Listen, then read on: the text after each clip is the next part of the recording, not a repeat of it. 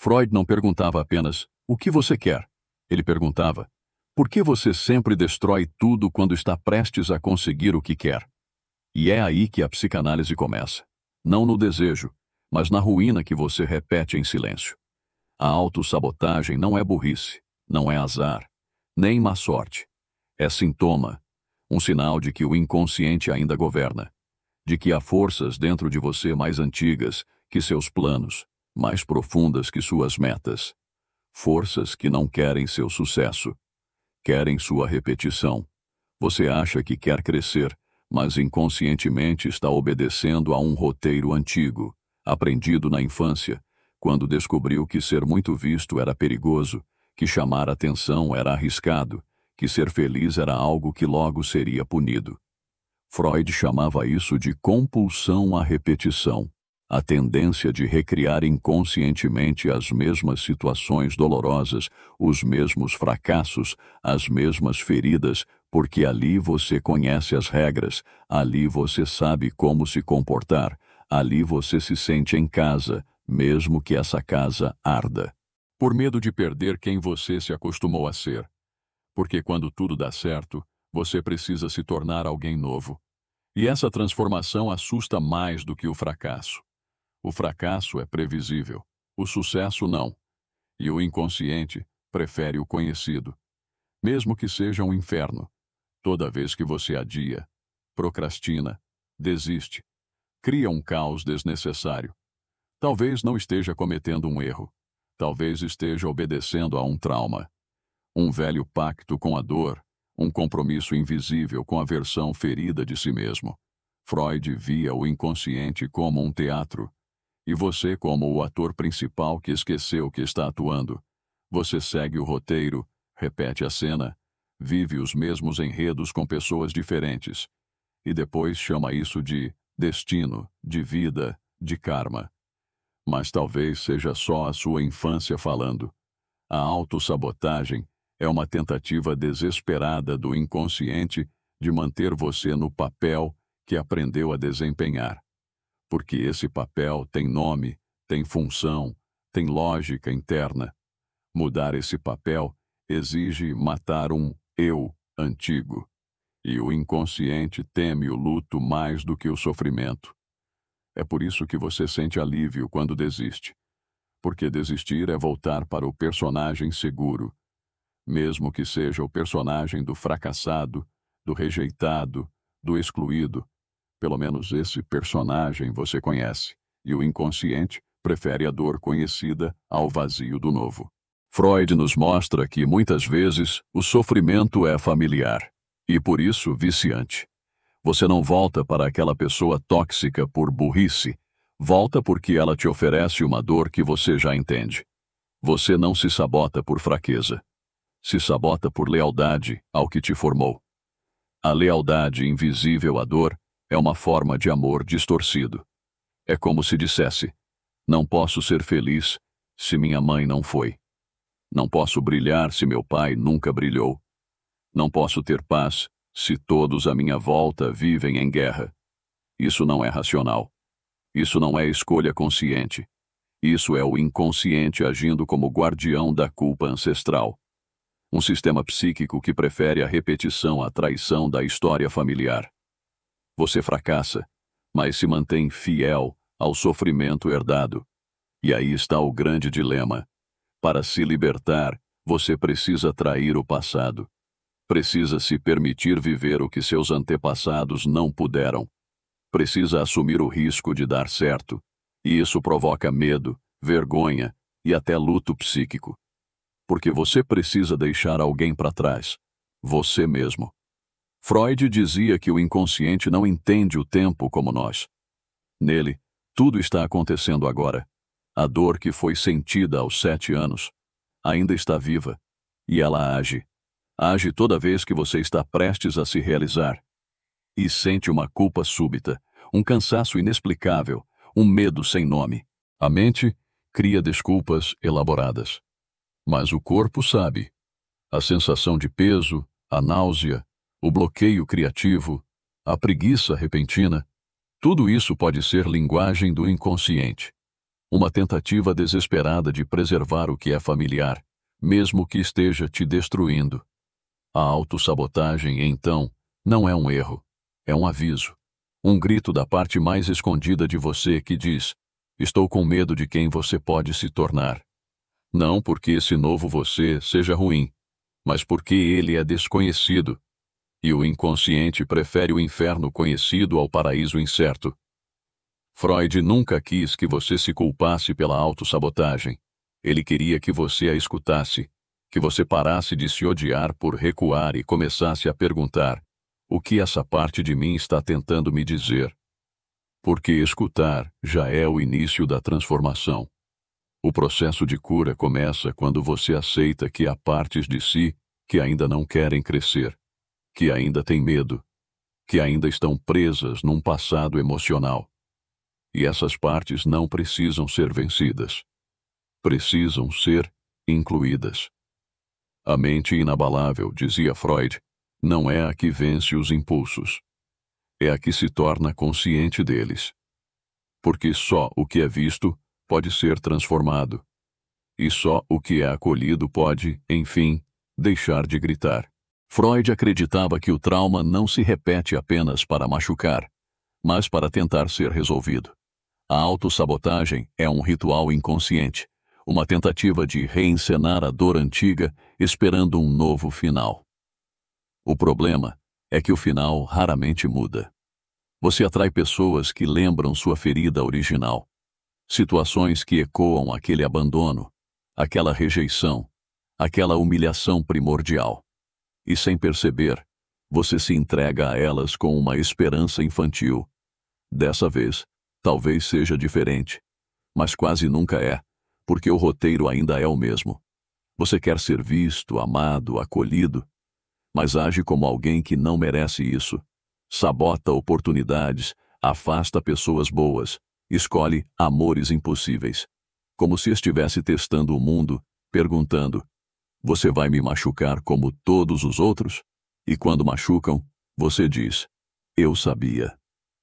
Freud via nisso uma espécie de fidelidade psíquica, um vínculo com a dor que moldou sua identidade. Você não quer repetir, mas também não sabe como viver fora da repetição. A dor virou uma espécie de lar, escuro, apertado, mas familiar. E por isso você volta. A mente inconsciente é criativa. Ela disfarça a repetição.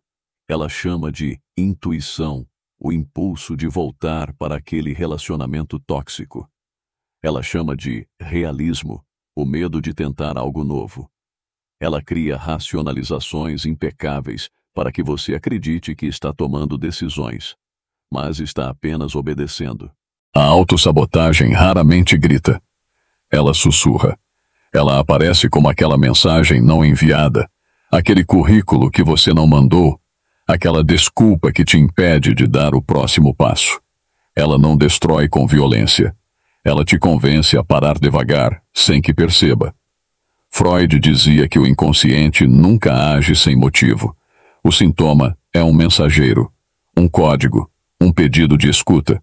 O que você repete quer ser entendido. O que dói quer ser traduzido. Mas para isso você precisa se tornar observador da própria mente, não prisioneiro.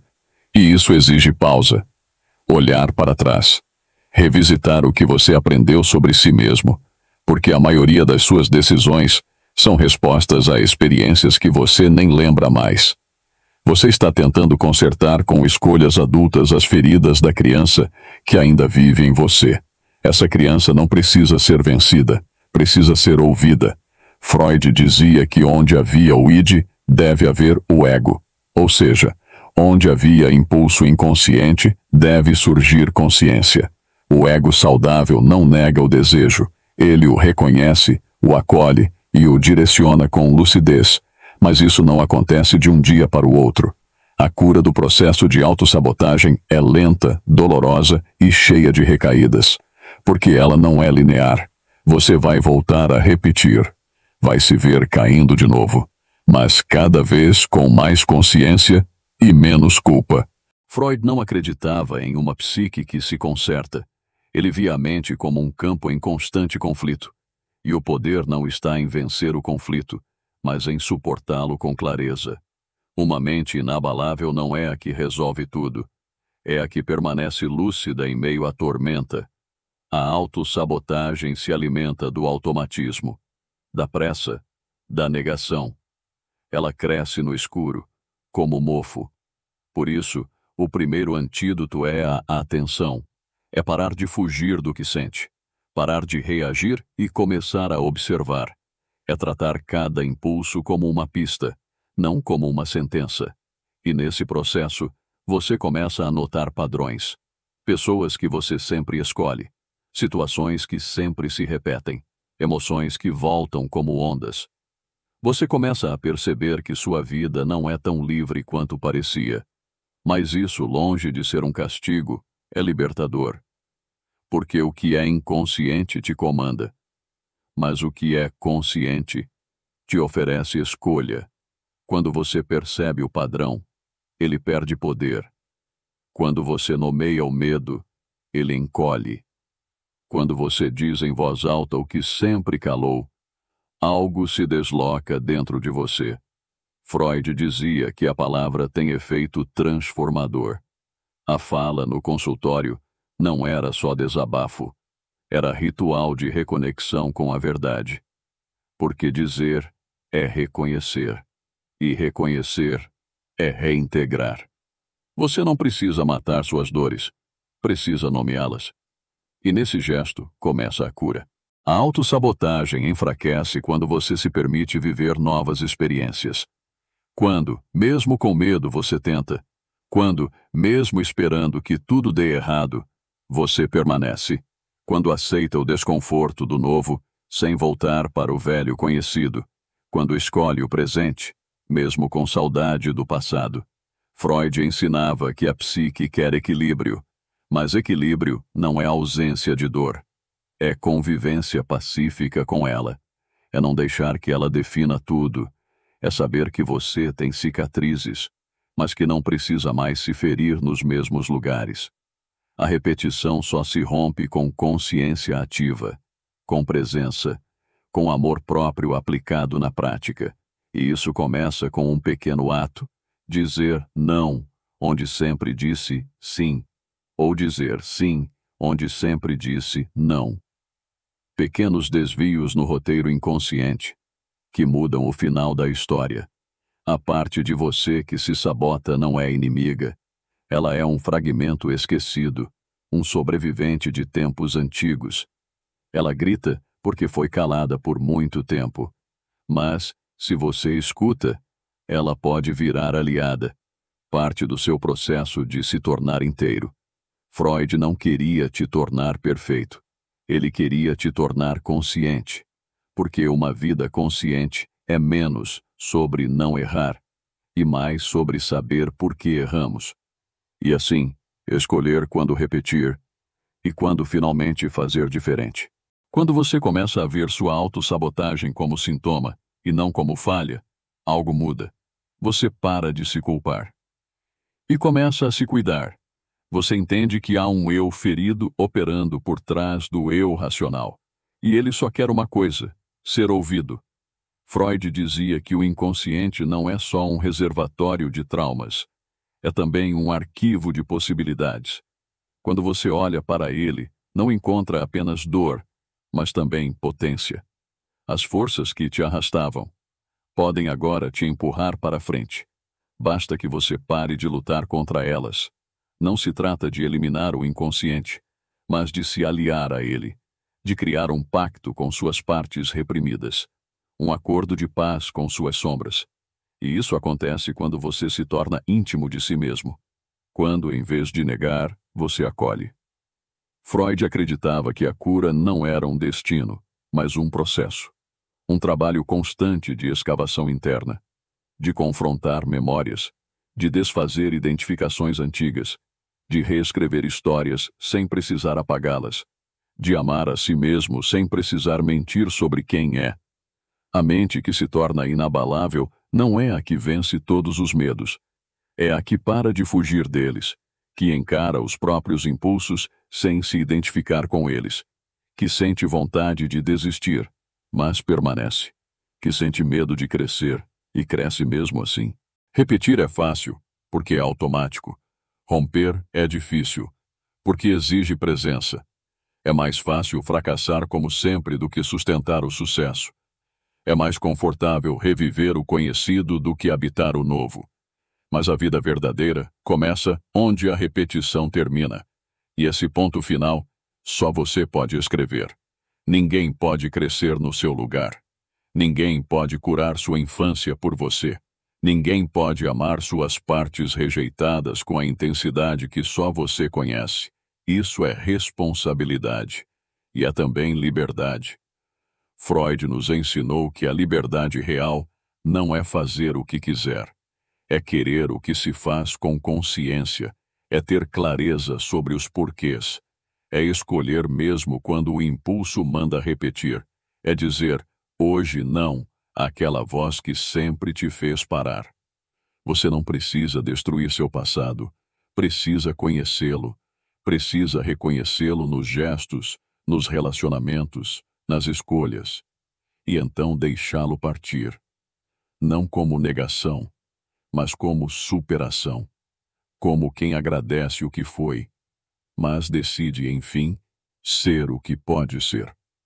Porque, no fim, a mente só se torna forte quando é capaz de mudar, de se abrir ao desconhecido, de sair dos trilhos da infância e construir caminhos próprios, de parar de repetir o trauma e começar a escrever a própria história. Freud diria que o trabalho do eu é navegar entre impulsos e exigências, entre desejo e censura, entre passado e futuro, e esse trabalho nunca acaba. Mas com consciência ele deixa de ser um fardo e se torna uma arte. A arte de ser quem se é, mesmo com tudo o que se viveu. A arte de não se render aos fantasmas. A arte de cair e voltar com mais sabedoria. A arte de ser imperfeito, mas presente. Ferido, mas desperto. A autossabotagem ainda vai tentar te visitar. Ela vai surgir em dias de medo, de mudança, de novidade. Mas agora você a reconhece. E quando se reconhece algo, perde-se o poder hipnótico. A mente deixa de ser refém e passa a ser aliada. Uma mente consciente não é uma mente livre de sintomas, mas uma mente que sabe traduzi-los, que escuta seus ruídos, que cuida das suas feridas, que não projeta no mundo aquilo que ainda não aceitou em si. Uma mente assim não é inabalável, mas é verdadeira. Freud nos ofereceu ferramentas, palavras, espelhos. Ele nos lembrou que o mundo interno é mais vasto do que o externo, que o sofrimento tem sentido e que é possível viver com dor, sem ser destruído por ela. A autossabotagem é um convite disfarçado, um chamado para dentro, um lembrete de que algo dentro de você precisa de cuidado, de que você não é fraco, está dividido. E essa divisão só se cura com escuta, amor e coragem. Hoje talvez você ainda se sinta preso ao ciclo, mas agora você sabe. E o saber não muda tudo, mas muda o suficiente. Ele acende uma luz, uma pequena luz no porão da mente. E essa luz já é o começo da libertação. Porque o que você nomeia, você transforma. O que você enfrenta, você supera. O que você entende, você integra. O que você acolhe, você cura. E o que você ama, deixa de ser seu inimigo. Você não precisa vencer a autossabotagem. Precisa apenas interromper o ciclo por um instante. Respirar, questionar, sentir. E então, fazer uma escolha nova. Pequena, mas nova. E nesse gesto, já mora um novo destino. Freud queria que você fosse livre. Não de tudo, mas de si mesmo.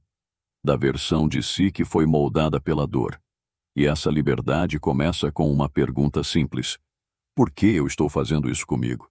E quando essa pergunta ecoa dentro de você, as respostas vêm. Às vezes lentas, às vezes dolorosas, mas elas vêm, porque o inconsciente não resiste à escuta verdadeira. Ele se abre, ele se revela, ele se transforma, e com ele, você também se transforma, não de forma mágica, mas de forma real, honesta, sustentável. Você vai errar, sim, vai cair, sim, mas vai levantar com mais consciência, e isso já te coloca em outro lugar. Um lugar onde a mente não é mais prisão, mas morada, onde os pensamentos não são mais juízes, mas companheiros, onde o passado não é mais sentença, mas história, e onde você, enfim, é autor, não só personagem. Você não é seu trauma, você não é sua repetição, você não é a parte que te sabotou, você é aquele que agora olha para tudo isso com compaixão. E com esse olhar, começa a reconstrução. Uma mente inabalável não é feita de certezas. É feita de presença, de coragem para sentir, de lucidez para escolher, de amor para continuar, mesmo com medo, mesmo com dor, mesmo sem garantias. Freud nos deixou um legado. O inconsciente fala, sempre. Resta saber, você está pronto para escutar? Se sim, então o ciclo começa a se romper. E um novo você começa a nascer.